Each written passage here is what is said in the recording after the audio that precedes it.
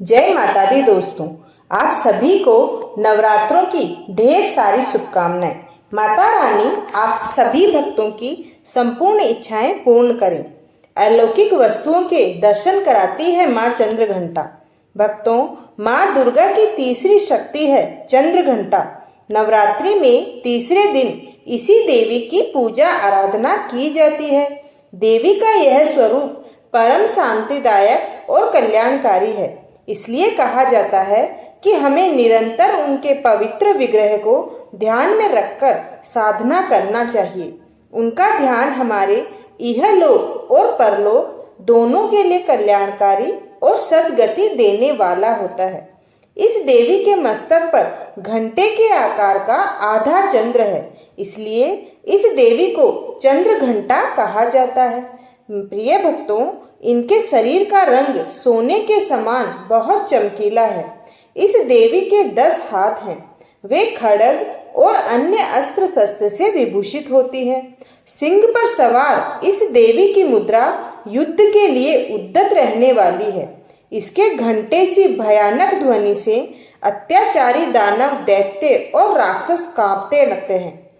नवरात्रि में तीसरे दिन इसी देवी की पूजा का महत्व है। इस देवी की कृपा से साधक को अलौकिक वस्तुओं से दर्शन होते हैं, दिव्य सुगंधियों का अनुभव होता है और कई तरह की ध्वनियां सुनाई देने लगती है।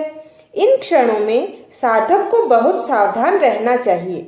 इस देवी की आराधना से साधक में वीरता और निर्भयता के साथ ही सौम्यता और विनम्रता का विकास होता है।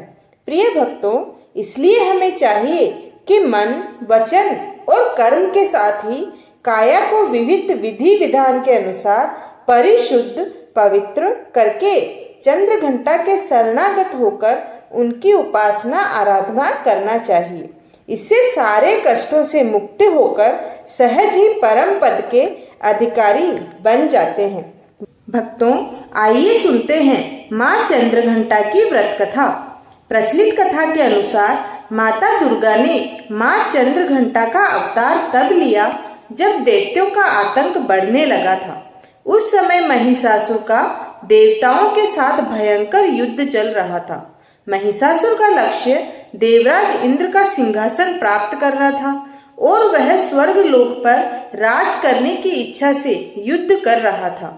जब देवताओं को उसकी इस मनसा का ज्ञान हुआ तो वे चिंतित हो गए और भगवान ब्रह्मा, विष्णु और महेश के पास सहायता के लिए गए।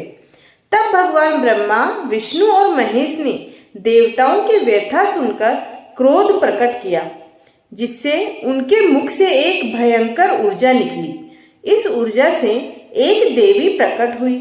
भगवान शंकर ने उन्हें अपना त्रिशूल दिया।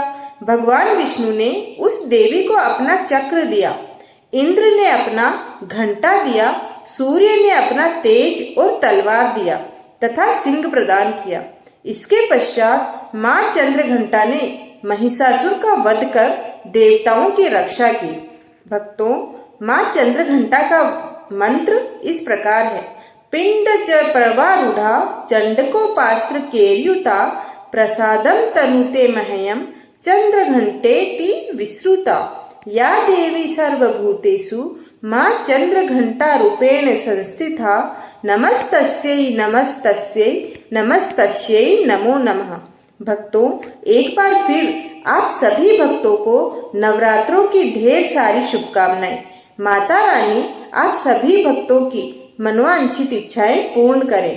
भक्तों, मिलते हैं कल माता रानी की अगली कथा के साथ। अगर आपको ये कथा पसंद आई है तो चैनल को अवश्य सब्सक्राइब करें, लाइक करें, शेयर करें और मेरे चैनल को जरूर हाइप करें। धन्यवाद।